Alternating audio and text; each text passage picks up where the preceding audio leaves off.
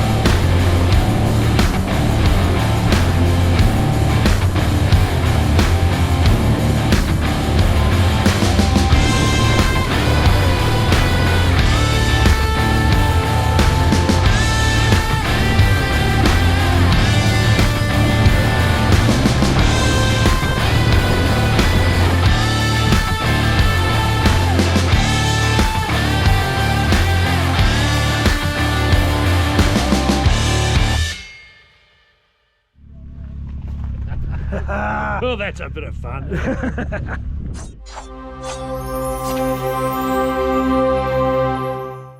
Alrighty, it was a killer trip. Now, we tried something a little bit different this time just to see how it was going to work out.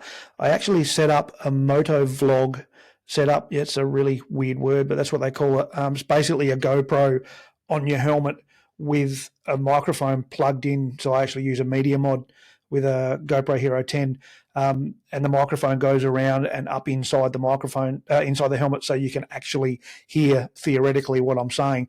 I thought it was going to work okay with Johnny Rogers sitting next to me driving the buggy as well, so we gave that a go. The audio is not great. I'm going to have to rethink how I do that a bit, but when I'm talking, we're driving along with the buggy, even with the audio noise of the buggy itself, it actually sounds pretty good. So anyway, I did a bit of a rundown of what we were up to while we were traveling around the Arcapina track, and then around Skytrack as well, Skytrek. So this will give you a bit of an idea what we did. It only goes for a few minutes, but yeah, have a bit of a listen, see what you think.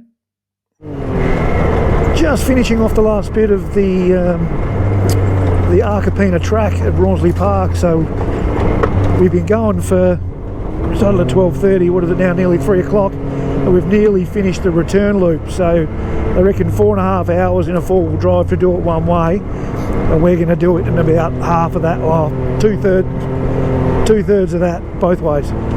So we haven't been going fast. You can see from the speed the sort of pace we're setting, and me saying that just gave old Johnny Rogers an extra 20 horsepower. But it's a great track, really good loop, very rocky obviously, as you can probably see. Whoa, he nearly overshot there. Coming in hot. Coming in hot, yep, good on you, Mark. That was Mark Muller from Outback magazine, R.M. Williams' own magazine, and a couple of times he's come in a little bit hot, but he's having fun, he's having a hoot. Every time I pull up I say, Mark, you having fun? And he just giggles. And I won't tell you exactly what he says, but basically the meaning of it is, yes, I am having fun. He's having a hoot. So we gave him about 10 minutes training, just driving along in the buggy with him in the passenger seat, and I was driving it. And then we swapped for a little bit. That was coming up at the first part of the track here. And then after about 5 minutes of him driving on his own, it's like, well, I reckon he's got this. So we jumped out and let him shake the cobwebs out a little bit, and he's just been giggling and laughing ever since. He's having a hoot. So I'm expecting, if we do get an article in Outback magazine moving forward, it's going to be quite a positive one. There's Paul here, there's manning the gate for us, running the corner man system. If there's a corner man required at a gate, they just stay there until the sweep rider catches up, and then let the sweep rider through. The person who's the corner man shuts the gate and jumps in front of the sweep vehicle, and off they go again. Hey John, I hope you can see where you're going, brother, because I've got no clue. This track at the moment, because it's so bloody dry out here, is the dust. And I don't know how clearly you can see it, but yeah, she's quite dusty. Some of the sections are just bull dust, they're like talc. And if you're anywhere near, if you're anywhere near the buggy in front of you, you just got to back off and give them some space so you can see where you're going. Otherwise, it's just a pure whiteout. So you can really feel for the farmers out this way at the moment. They haven't had a decent rain in so long. But I guess that's all part of farming, isn't it? Farming is a big gamble, and we're very lucky that tourism is so strong up in Flinders Ranges up this way, and they give us the opportunity to bring these buggies out and have a bit of a spin. You still need insurance to do it. You can't just come out here with an unregistered machine and jump onto their private tracks and cut a lap. You need insurance, which is what the Side-by-Side Club of Australia is all about. We've got our affiliation with Motorcycling Australia, which gives us our public liability insurance, everything we need, so that the property owners are protected. Last thing they need is someone hurting themselves out here and getting sued by the insurance companies. So we're very fortunate that we found the formula that works. Wow, I guess the track's out there somewhere. Oh, here we go. This is the worst thing about doing SkyTrek this time of year. Is no matter what you do, it gets to, what are we, nearly 4 o'clock in the afternoon, and the track just leads straight at the sun. And when it's this dusty, you just can't get your goggles and your lenses clean. I feel sorry for the guys who are running windscreens, but they just be driving straight into a whiteout. I know poor Scooter has got his Polaris Razor, and that's had a nice shiny new glass windscreen on the front of it this morning, and now it's got a nice dusty, cracked windscreen because he hit a washout a little bit too quick and popped the windscreen.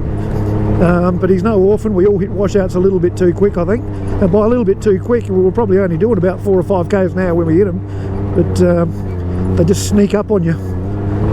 But yeah, when you're driving away from the sun, it's absolutely magnificent, as long as you light rocks.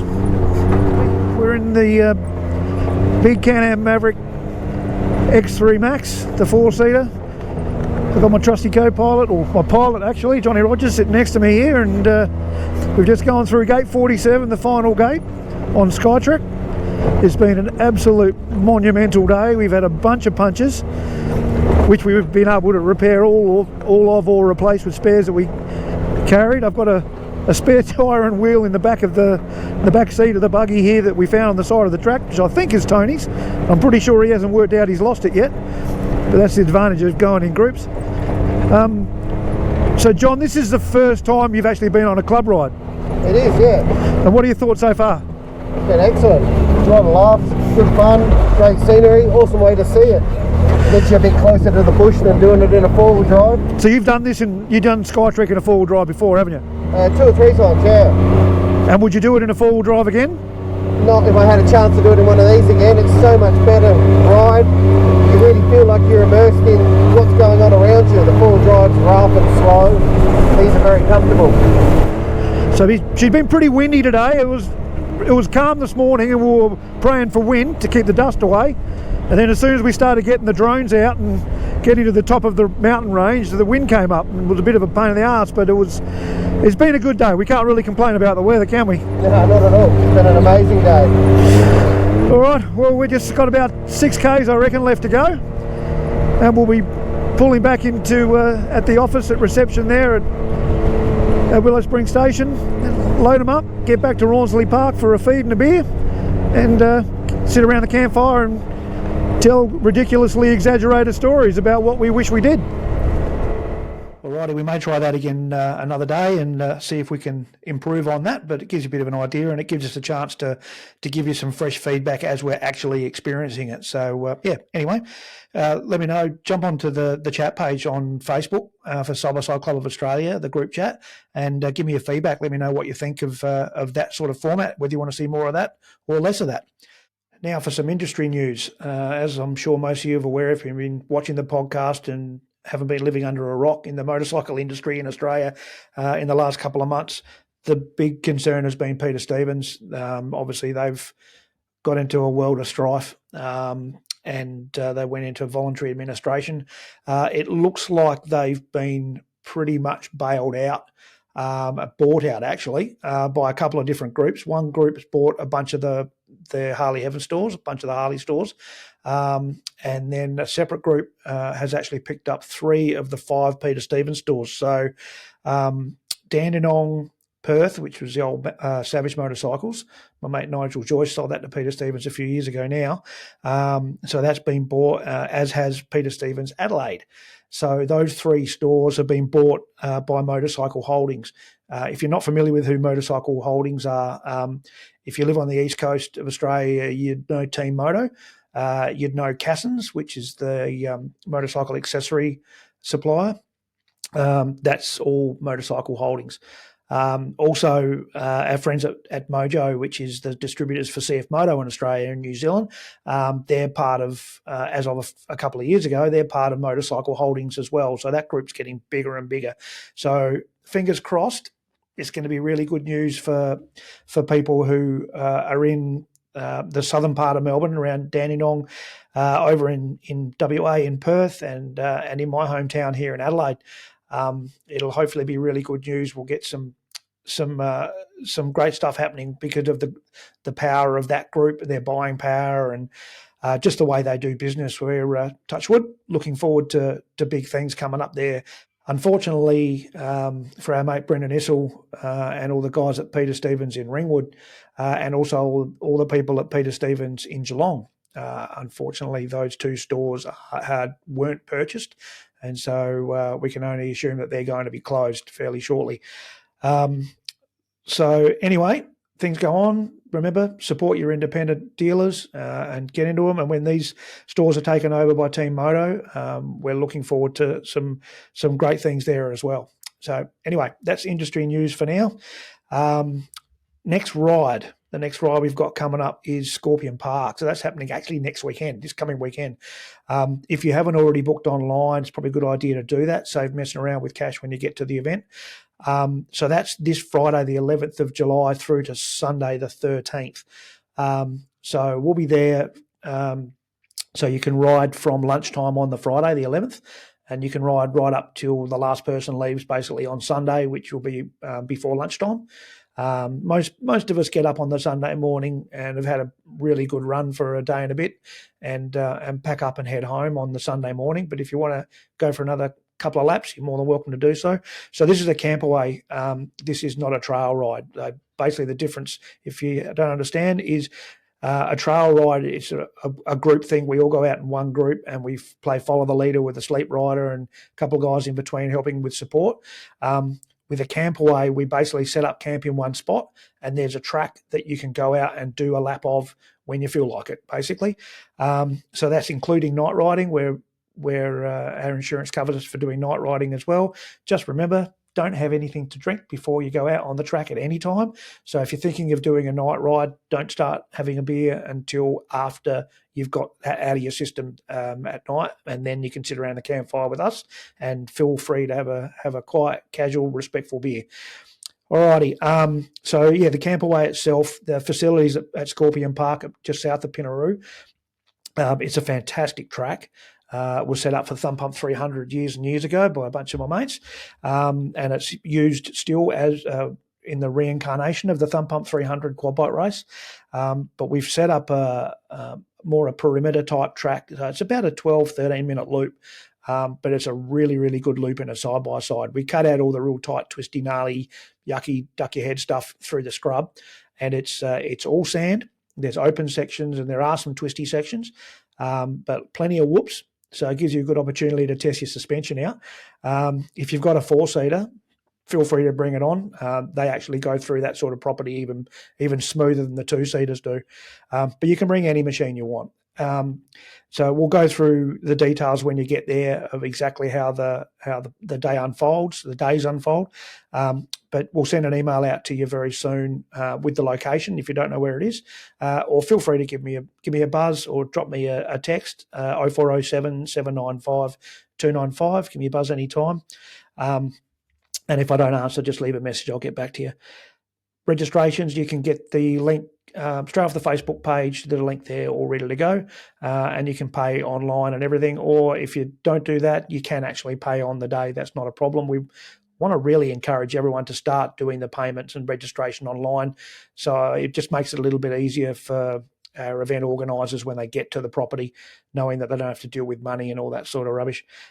Remember, it's only the driver who has to register, one driver per vehicle. If you're bringing passengers or secondary drivers, they just pay a lesser fee when they get there. So we just do that in cash when you get there.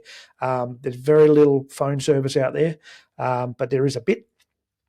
Just remember that you're only about 20 odd k's south of Pinaroo. So if you need to scoot in to the on the run, grab some fuel, grab some ice. There's a couple of pubs in town. There's a motel in town. So you can get accommodation in there if you really want to. But we will all be camping out at the track. So, feel free to come along and camp. So that's the next one. That's coming up very soon. After that, we've got the big one. We've got Pack Saddle. So registrations, you can get to them through the website. We'll put something on the Facebook page to link that soon as well. If you haven't already booked your accommodation for the Friday night and Saturday night at Pack Saddle, I'll be doing it now. You can actually camp there and then use the facilities, and that's free.